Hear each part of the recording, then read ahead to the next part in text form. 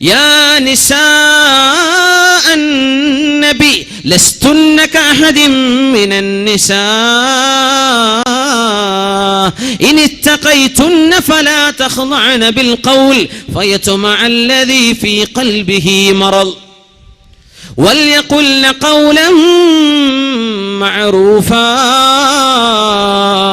നബിയേ, മുസ്ലിമത്തുകളായ പെണ്ണുങ്ങളോട് പറഞ്ഞു കൊടുക്കണം, യാ നിസാ അൻ-നബി, മനസ്സിന് രോഗമുള്ളവർ, നമ്മൾ ഞരമ്പിന്റെ രോഗം എന്ന് പറയും, മനസ്സിന് രോഗമുള്ളവർ. ഖുർആൻ പറഞ്ഞു അതിനെ സംബന്ധിച്ച്. ഖുർആൻ പറഞ്ഞു, ഹൃദയത്തിന് രോഗമുള്ളവർ നിങ്ങളുടെ വീട്ടിലേക്ക് കയറുകയോ നിങ്ങളുടെ പ്രൈവസികളിൽ ഇടപെടുകയോ ചെയ്യുന്ന നേരത്ത് നോ എന്ന് പറയാനുള്ള തന്റെ ഇടം പെൺകുട്ടികൾക്ക് വേണം. നോ എന്ന് പറയേണ്ടിടത്ത് നോ പറയണം. ഇത് പറയാനുള്ള തന്റെ ഇടം നമ്മുടെ സ്റ്റുഡൻസിന് വേണം, നമ്മുടെ മക്കൾക്ക് വേണം, നമ്മുടെ പെൺകുട്ടികൾക്ക് വേണ്ടേ.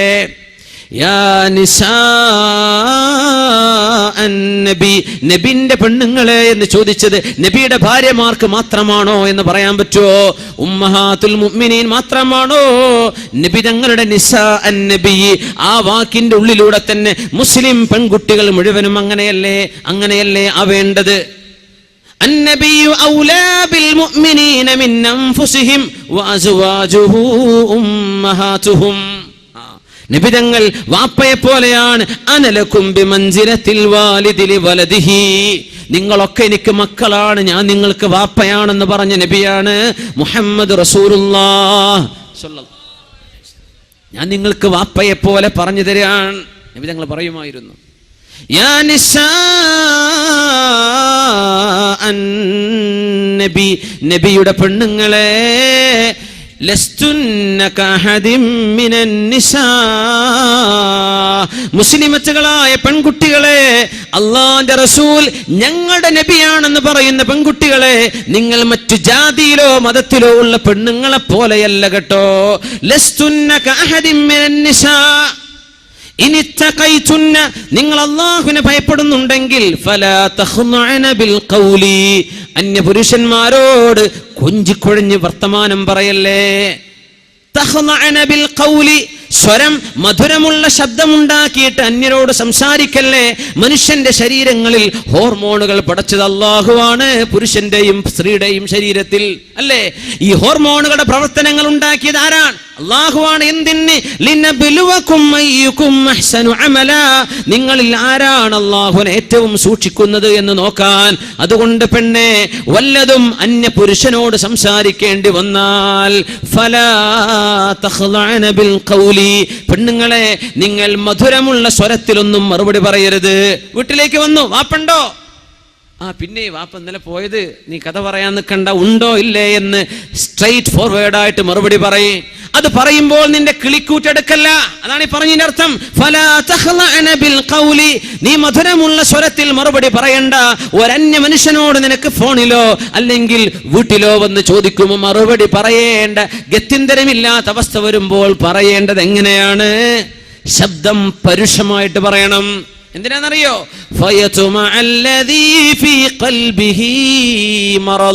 ഹൃദയത്തിൽ രോഗമുള്ള ചില ആളുകൾക്ക് അപ്പോൾ അസുഖം വരും. നിന്റെ ശബ്ദത്തിന്റെ മയം കേട്ടാൽ, ശബ്ദത്തിന്റെ മധുരം കേട്ടാൽ ഹൃദയത്തിന്റെ ഉള്ളിൽ അസുഖമുള്ള ആളിന് പിന്നെ നിന്നോട് ഹറാമ് തോന്നിത്തുടങ്ങും. നിന്നെ ഒന്ന് പിടിക്കണമെന്ന് തോന്നും, നിന്നെ ഒന്ന് തൊടണമെന്ന് തോന്നും. പിശാചിനോട് അവന്റെ കൂടെ നിന്ന് നിന്നെ നോക്കാനും കാണാനും ആ വഴിയോരങ്ങളിൽ പാർത്തു നിൽക്കാൻ തുടങ്ങും. അതുകൊണ്ട് നീ സമ്മതം കൊടുക്കല്ലേ. നീ നിന്റെ ശബ്ദം പരുഷമായിട്ട് പറ എന്ന് പരിശുദ്ധ ഖുർആൻ. പെണ്ണെ, നീ നിന്റെ ശരീരം സൂക്ഷിക്കും. നിനക്ക് മാത്രമല്ല, ഒരു ജനറേഷന് വേണ്ടിയാണ്, ഒരു തലമുറക്ക് വേണ്ടിയാണ്.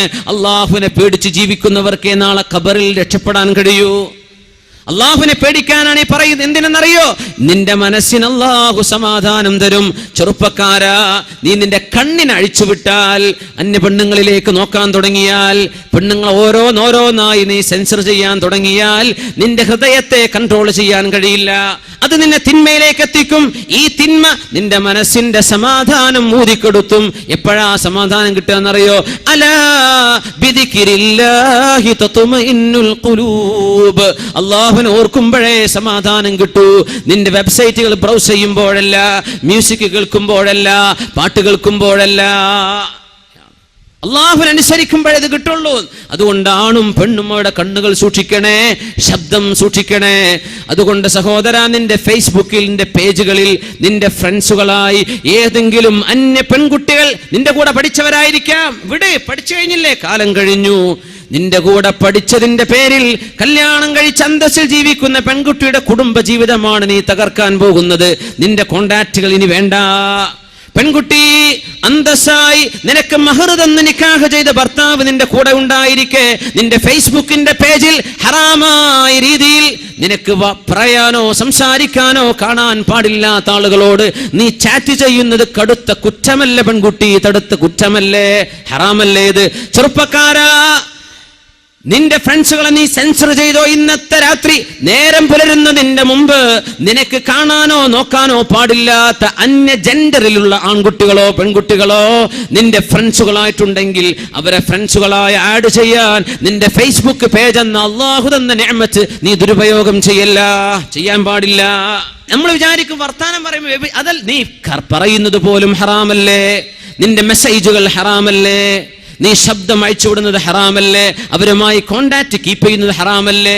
വെറും വ്യഭിചാരം മാത്രം ഹറാം? കണ്ണുകൾക്ക് വ്യഭിചാരമുണ്ട്, നോക്കുന്നതാണ് വ്യഭിചാരം. കാതിന് വ്യഭിചാരമുണ്ട്, കേൾക്കലാണ് അതിന്റെ വ്യഭിചാരം. കൈയിന് വ്യഭിചാരമുണ്ട്, തൊടലാണ്. നിന്റെ കീബോർഡിൽ നീ ടൈപ്പ് ചെയ്യുന്നത് നിന്റെ കൈ കൊണ്ട് ചെയ്യുന്ന വ്യഭിചാരമാണ്. പരിശുദ്ധ റസൂലുള്ളാഹി സ്വല്ലല്ലാഹു അലൈഹി വസല്ലം ഇതൊക്കെ തിന്മയാണെന്ന് മനസ്സിലാക്കിയിട്ട് വലിയ തിന്മയിലേക്ക് എത്തുന്നതിന് മുമ്പ് അള്ളാഹുലേക്ക് തൗബ ചെയ്ത് മടങ്ങിക്കോ. യാ ഫുദൈൽ എന്നവരെ 60 വയസ്സായി എനിക്ക് വഹൽ മിൻ ഹീലത്തിൻ, ഇനി രക്ഷപ്പെടാൻ വഴിയുണ്ടോ? ഇനി രക്ഷപ്പെടാൻ വഴിയുണ്ടോ?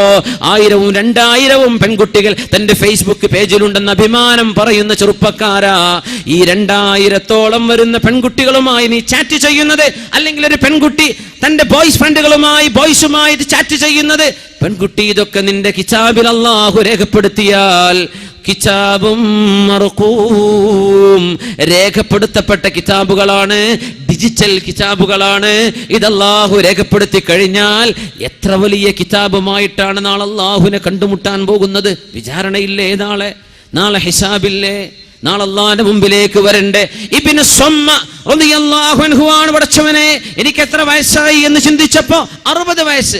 യാ അല്ലാഹ്, 60 വയസ്സ് ജീവിച്ച ഞാൻ എത്ര ദിവസം ഭൂമിയിൽ ജീവിച്ചിട്ടുണ്ടാകാം? 21,500 ദിവസം. അറബ് വർഷപ്രകാരം 60 വയസ്സുള്ള ഒരാൾ ജീവിക്കുന്നത് 21,500 ദിവസം.